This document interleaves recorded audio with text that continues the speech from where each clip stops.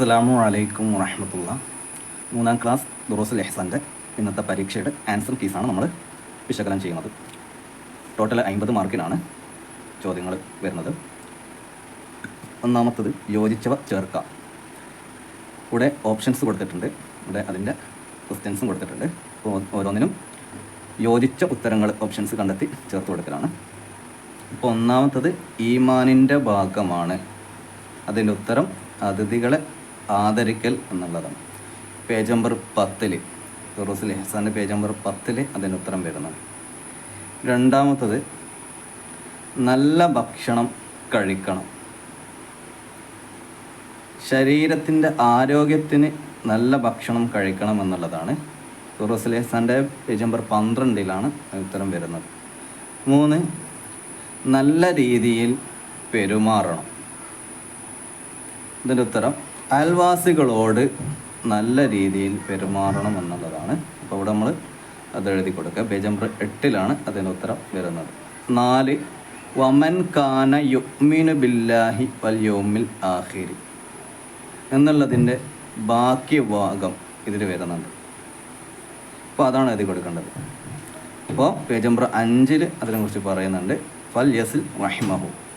അപ്പോൾ കുടുംബബന്ധത്തിൻ്റെ പാഠമാണ്.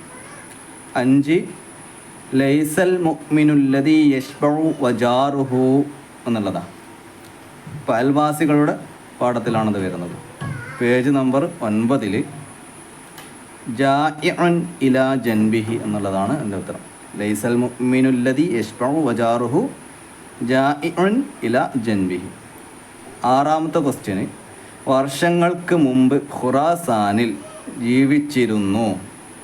Page number 7 അതും അയൽവാസികളുടെ പാഠത്തിൽ തന്നെയാണ് വരുന്നത്. അബ്ദുല്ലാഹിബിനു മുബാറക്ക് എന്നാണ് അതിൻ്റെ ഉത്തരം. അബ്ദുല്ലാഹിബിനുൽ മുബാറക്ക്. 2ാമത്തെ ചോദ്യം പൂർത്തിയാക്കാം എന്നുള്ളതാണ്. 8 മാർക്കാണ് ഇതിന് വരുന്നത്. ഓരോന്നും ഈ 2 മാർക്ക് വെച്ചിട്ട് 4 ക്വസ്റ്റ്യൻ ഉണ്ട്.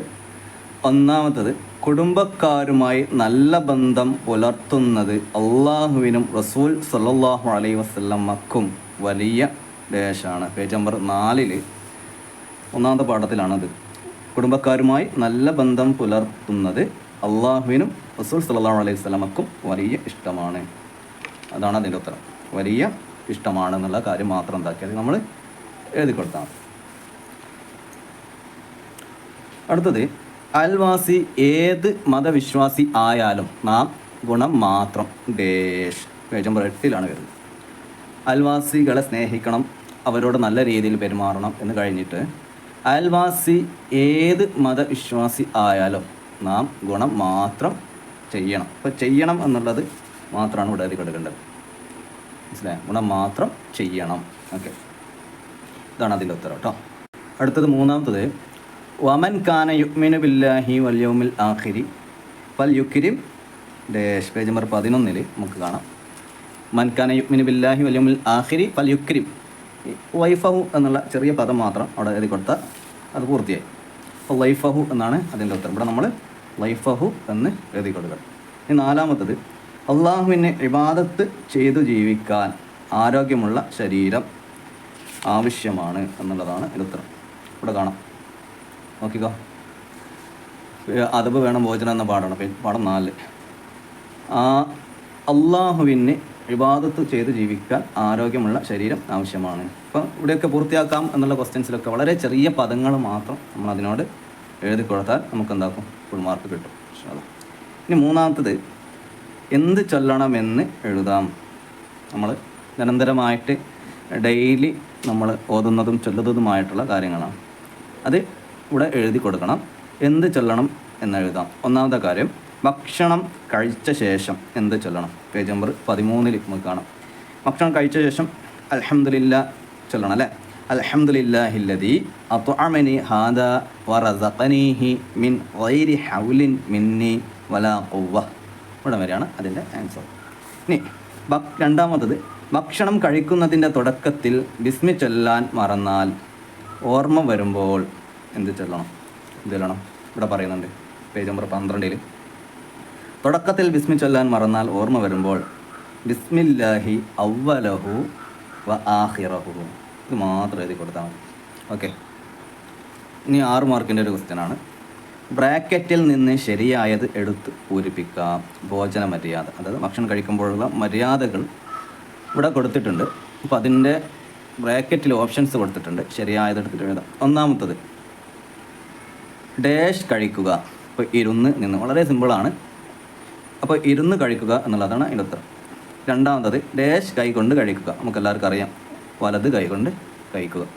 മൂന്നാമത്തത് ഡാഷ് കഴിക്കുക, ഒന്നിച്ച് അല്ലെങ്കിൽ അല്പാൽപമായി കഴിക്കുക. അപ്പോൾ ഉത്തരം അല്പാൽപമായി കഴിക്കുക എന്നുള്ളതാണ്.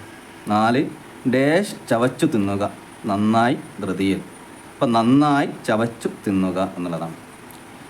5 ഡാഷ് ഭാഗത്ത് നിന്ന് കഴിക്കുക, തൻ്റെ അടുത്ത ഭാഗത്ത് നിന്ന് കഴിക്കുക. അപ്പോൾ ഇതാണ് ഉത്തരം, തൻ്റെ അടുത്ത ഭാഗത്ത് നിന്ന്. 6 ഡാഷ് കൊണ്ട് തൃപ്തിപ്പെടുക. അപ്പോൾ ഉള്ളത് കൊണ്ട് തൃപ്തിപ്പെടുക എന്നുള്ളതാണ് ഇതിൻ്റെ ഉത്തരം. ഇനി അടുത്തത് 2 വീതം എഴുതാം എന്നുള്ളതാണ്. 5-ാമത്തത് 12 മാർക്കിൻ്റെ ക്വസ്റ്റ്യനാണ് കേട്ടോ. അപ്പോൾ 2 വീതം എഴുതുക. ഒന്നാമത്തത് വിരുന്നിൻ്റെ മര്യാദകൾ 2 ഇവിടെ എഴുതി കൊടുക്കുക. പേജ് നമ്പർ 10-ലും 11-ലും അതിനെക്കുറിച്ച് പറയുന്നുണ്ട്. അപ്പോൾ വിരുന്നിൻ്റെ മര്യാദകൾ 2 എഴുതി കൊടുക്കുകയാണ് പറയുന്നത്. അപ്പോൾ ഇവിടെ കൊടുത്തിട്ടുള്ളത് അല്ലെങ്കിൽ ഇവിടെ കൊടുത്തിട്ടുള്ള ഏതെങ്കിലും 2 കാര്യം എളുപ്പമുള്ള നമ്മൾ പഠിച്ചു നോക്കണമെന്ന് ക്ലാസ്സിൽ ഇടയ്ക്കിടയ്ക്ക് പറയാറുണ്ടായിരുന്നു അല്ലേ. അപ്പോൾ അതിൽ നിന്ന് 2 എന്താക്കുക, ആ പഠിച്ച് വെച്ച് എളുപ്പമുള്ള 2 കാര്യങ്ങൾ എഴുതി കൊടുക്കുക. അപ്പോൾ അവരുടെ സുഖവിവരങ്ങൾ അന്വേഷിക്കണം അല്ലേ. പ്രസന്ന ഭാവത്തോടു കൂടി വിരുന്നുകാരെ സ്വീകരിക്കണം. വിരുന്നുകാരോടൊപ്പം ഭക്ഷണം കഴിക്കണം.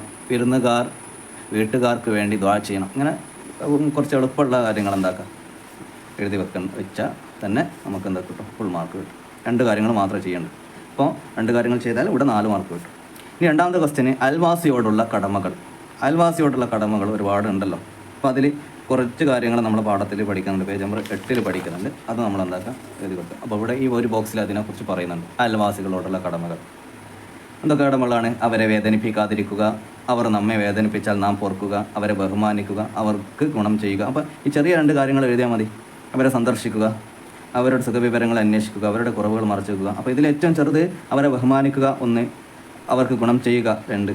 അത് എഴുതി കൊടുത്താൽ മതി. അപ്പോൾ ചെറിയ 2 കാര്യങ്ങൾ എന്താക്കിയാൽ മതി, എഴുതി കൊടുത്താൽ മതി. ഇനി 3-ാമത്തത് കുടുംബക്കാരുമായി നല്ല ബന്ധം പുലർത്തിയാലുള്ള നേട്ടങ്ങൾ. 1-ാമത്തെ പാഠത്തിൽ നമ്മൾ പഠിക്കുന്നുണ്ട്. നമ്മുടെ ഫാമിലിനോട് നല്ല രീതിയിൽ കുടുംബ ബന്ധം പുലർത്തിയാൽ നമുക്ക് കിട്ടുന്ന ബെനിഫിറ്റ്സ് എന്തൊക്കെയാണെന്നുള്ളത്. അപ്പോൾ കുടുംബക്കാർ ഇവിടെയാണ് അതിൻ്റെ ഉത്തരമുള്ളത്.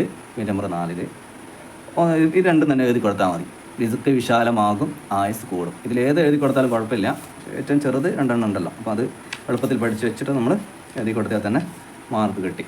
ഓക്കെ, ഇനി അടുത്ത ക്വസ്റ്റ്യൻ ഉത്തരം എഴുതാം. അപ്പോൾ കുടുംബക്കാർ ആരാണ് എന്നുള്ള ക്വസ്റ്റ്യൻ. ആരാണ് കുടുംബക്കാർ? ഇവിടെ തന്നെ കാണാം, പേജ് നമ്പർ 4-ൽ തന്നെ. നമ്മുടെ ഉപ്പയുമായോ ഉമ്മയുമായോ രക്തബന്ധമുള്ളവരാണ് കുടുംബക്കാർ. ഓക്കെ, ആരാണ് നമ്മുടെ അയൽവാസികൾ? അതിനുത്തരം ഉണ്ട്. അപ്പം പാഠം 2-ൽ 3-ാമത്തെ വരിയിൽ 40 അല്ലേ എന്ന് കാണിക്കുന്നുണ്ടല്ലോ. നമ്മുടെ വീടിൻ്റെ ഓരോ ഭാഗത്തേക്കുമുള്ള 40 വീടുകളിലുള്ളവർ നമ്മുടെ അയൽവാസികളാണ്. ഒന്നുകൂടിയും, നമ്മുടെ വീടിൻ്റെ ഓരോ ഭാഗത്തേക്കുമുള്ള 40 വീടുകളിലുള്ളവർ നമ്മുടെ അയൽവാസികളാണ്. ഓക്കെ, അതാണ് അതിൻ്റെ ഉത്തരം. ഇനി ഒരു പദ്യം പൂരിപ്പിക്കലാണ് അടുത്ത ക്വസ്റ്റ്യൻ. നമുക്ക് പാട്ട് പൂർത്തിയാക്കാം. 6 മാർക്ക് ഉണ്ട് അതിന്. നമ്മൾ കിതാബിൽ വരുന്ന പാട്ട് എന്തായാലും ബൈ ഹാർട്ടാക്കി വെക്കേണ്ടതാണ്. കാരണം ഏതെങ്കിലും ഒരു പാട്ട് നമ്മൾ എന്തായാലും ചോദിക്കാറുണ്ട്, എല്ലാ പരീക്ഷയ്ക്കും ചോദിക്കാറുണ്ട്. അപ്പോൾ ഈ ഒരു പാട്ടാണ് വിരുന്ന് കുട്ടൽ എന്നുള്ള പാഠത്തിലുള്ള ഈ ഒരു പാട്ടാണെന്ത് നമ്മളവിടെ എഴുതി കൊടുക്കേണ്ടത്. അതിൽ ഈ ഒരു ഭാഗത്ത് നിന്ന് അവസാനത്തെ 2 വരിയാണ് ക്വസ്റ്റ്യനായി വന്നിട്ടുള്ളത്. വിരുന്നുകാരാൽ ബർക്കത്തൊഴുകും വീട്ടിൽ എന്നത് സന്തോഷം, വിരുന്നുകാരവർ റഹ്മത്താണെന്നാശയം എന്തൊരു സന്ദേശം. ഇതാണ് അതിൻ്റെ ഉത്തരം. അപ്പോൾ ക്വസ്റ്റ്യൻ പേപ്പർ ഡിസ്കഷൻ കഴിഞ്ഞു. ഉത്തരങ്ങൾ ശരിയായ ഉത്തരങ്ങളൊക്കെ പറഞ്ഞു കഴിഞ്ഞു. ഇൻഷാ അല്ലാഹ് നമ്മുടെ പഠിച്ചതനുസരിച്ച് നമ്മൾ പ്രവർത്തിച്ചതും അല്ലാഹു തആല സ്വീകരിക്കട്ടെ. ഇനിയും പഠിച്ചതനുസരിച്ച് പ്രവർത്തിക്കാനുള്ള തൗഫീക്ക് നൽകട്ടെ. ഇൻഷാ അല്ലാഹ് അടുത്ത പരീക്ഷയ്ക്ക് എല്ലാവരും നല്ല ഉഷാറായിട്ട് പഠിക്കുക. വീണ്ടും കാണാം. അസ്സലാമു അലൈക്കും വറഹ്മത്തുള്ളാഹി.